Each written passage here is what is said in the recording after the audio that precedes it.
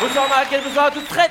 Très heureux d'être avec vous ce soir. Je fête cette année mes 10 ans de scène. Ça fait 10 ans que je fais de la scène, voilà. Donc c'est une grande fierté pour moi. Merci, c'est gentil, ça fait plaisir. Merci, c'est cool. Merci. Il y a 10 ans, tout était différent, on vivait dans un autre monde. Il y a 10 ans, Emmanuel Macron, il était en seconde, je sais pas si vous vous rappelez. Et c'est vrai qu'aujourd'hui, je me rappelle que c'est les mêmes gens qui, il y a 10 ans, ne croyaient pas du tout en moi. Ceux qui me disaient, ouais, tu n'y arriveras jamais, de toute façon, t'es pas drôle, arrête tout de suite, t'es nul. C'est les mêmes gens qui, aujourd'hui, viennent me voir et me disent, Kev, on a toujours cru en toi. T'es vraiment génial, hein, Kev. Et en même temps, je peux pas en vouloir à ces gens-là, parce que c'est mes parents. Donc, à un moment donné, je suis obligé de faire avec, quoi, tu vois. J'ai une chance incroyable, c'est que ça fait 10 ans que je grandis avec mon public, c'est vrai. Il y a des jeunes filles qui venaient me voir il y a 10 ans, qui continuent de venir me voir aujourd'hui. Et entre-temps, certaines d'entre elles sont devenues mamans. Je sais pas si vous imaginez l'émotion que c'est pour moi. C'est les mêmes jeunes filles qui venaient me voir il y a 10 ans. Et quand j'arrivais sur scène, elles criaient « Je t'aime, Kev !» qui aujourd'hui viennent me voir avec leurs enfants. Et quand je monte sur scène, leurs enfants crient « Je t'aime, papa !» Ouais, elle est dégueulasse, celle-là, elle est dégueulasse, je suis d'accord. Je suis arrivé tout à l'heure à Marrakech. Et dans l'avion, je sais pas si vous avez remarqué maintenant dans l'avion, il y en a qui ont pris l'avion récemment ?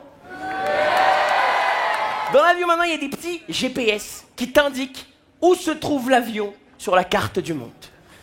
À quoi ça sert ?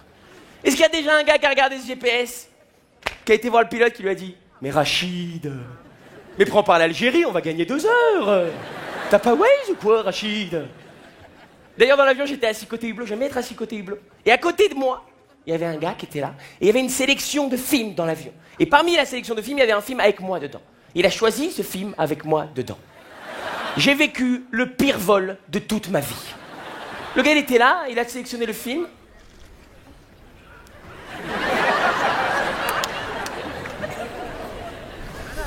Et au bout d'un certain moment, le film fait... Ouais... C'est sympa, mais c'est pas... C'est mignon, quoi. Hein. À un moment donné, il a rigolé. J'ai dit, ah, il m'a dit, non, c'est pas toi, ça c'est pas toi du tout. Et en même temps, je trouve ça bien, ces gens-là, tu vois, ça te permet de garder les pieds sur terre, garder la tête froide. Moi, dans ma vie, la personne qui m'a toujours permis de garder la tête froide, ça a toujours été ma mère. Ma mère représentait l'autorité à la maison quand j'étais petit. Je me rappelle parfois, elle rentrait dans ma chambre sans raison. Elle rentrait d'un coup, elle disait, c'est quoi ce souk ? Et moi, je comprenais pas pourquoi elle disait ça. Et plus tard dans ma vie, j'ai été dans un souk. Et j'ai trouvé ça super. Et je suis retourné plein de fois après. Parfois, elle rentrait dans ma chambre, elle disait, c'est quoi ce cirque ? Et moi, je comprenais pas pourquoi elle disait ça. Et plus tard dans ma vie, j'ai été dans un cirque. Et j'ai trouvé ça super. Et je suis retourné plein de fois après. Parfois, elle rentrait dans ma chambre, elle disait, c'est quoi ce bordel ?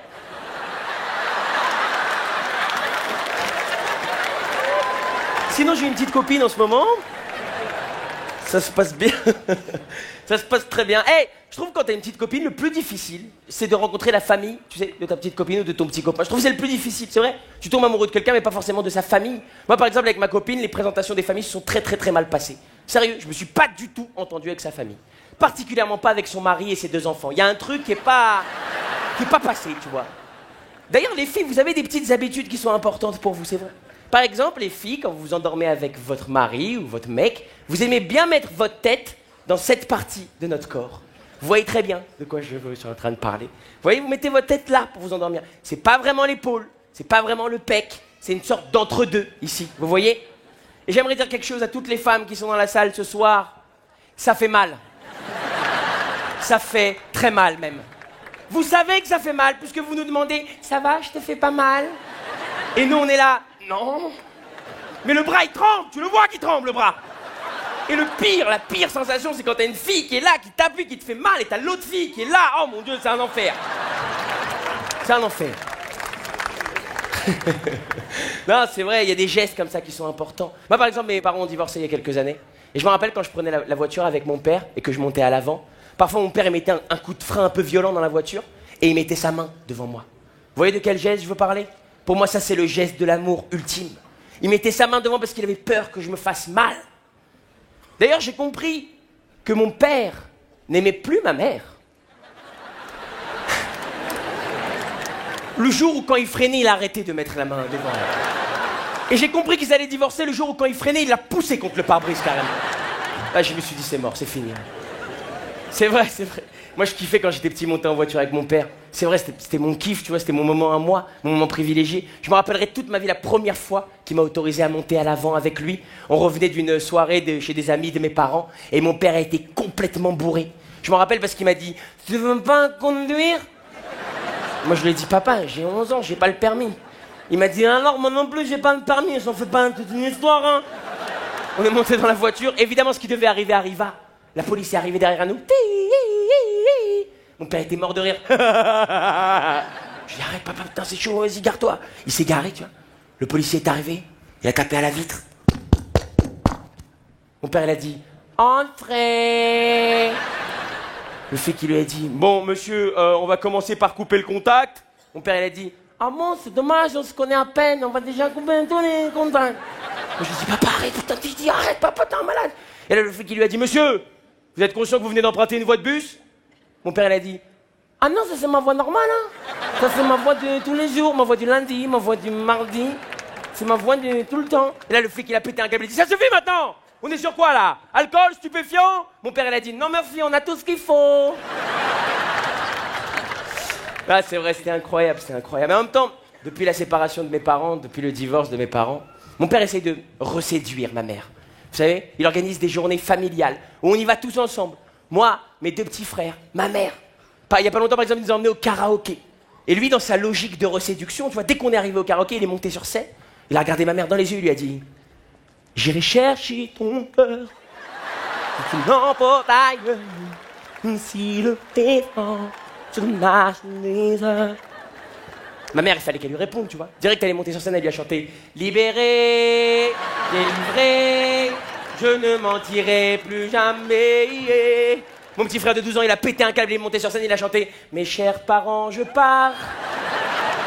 Je vous aime et je pars. Vous n'aurez plus d'enfants. » Et moi, au karaoké, ce que j'avais envie de chanter, les amis, c'était du Stromae. Pour moi, Stromae, c'est le meilleur chanteur francophone de ces dernières années. Il est trop fort, Stromae. On danse tous sur Stromae. Ouais, Stromae. C'est vrai. Sauf que si t'analyses les paroles de Stromae, les amis, c'est des paroles, mon pote, t'as envie de te tirer une balle, mais direct, quoi. C'est de l'angoisse en boîte, sans déconner. Il s'est fait connaître avec une chanson qui s'appelle « Alors on danse ».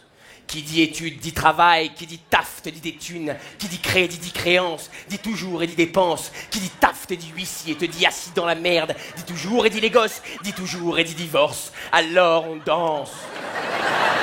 Non, j'ai pas envie de danser, Stro.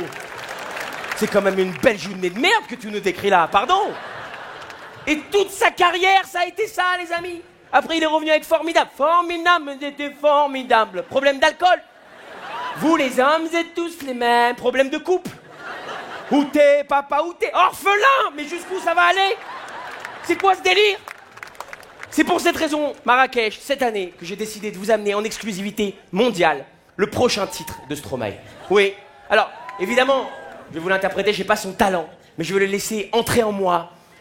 Non, c'est pas la bonne phrase. Je vais le laisser prendre possession de mon corps, tu vois. Pour vous interpréter le prochain titre de Stromae en exclusivité mondiale. Messieurs, dames, cette chanson s'appelle « Ma vie, c'est de la merde ». Bonsoir Marrakech, est-ce que ça va mal? Tu rencontres une fille chouette, tu lui fais des bisous. Tu la croises aux toilettes, elle fait pipi debout. T'as mal au dos, t'as mal agi, et maintenant t'as une maladie. À peine sortie de ton traitement, bam, t'as un accident. La vie c'est de la merde, la vie c'est de la merde, la vie c'est de la merde. La peine des dettes et puis tu crèves. La vie c'est de la merde, la vie c'est de la merde, la vie c'est de la merde. Dans ma galette y'a pas de fête.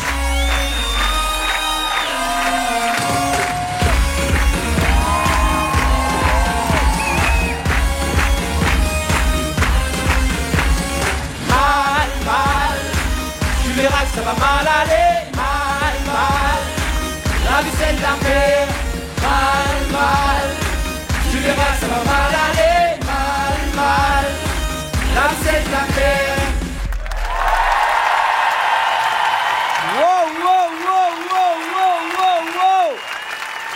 À quoi on vient d'assister ce soir? Kev Adams! Kev Adams!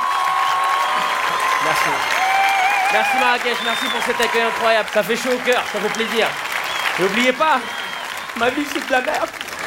Salut Marrakech!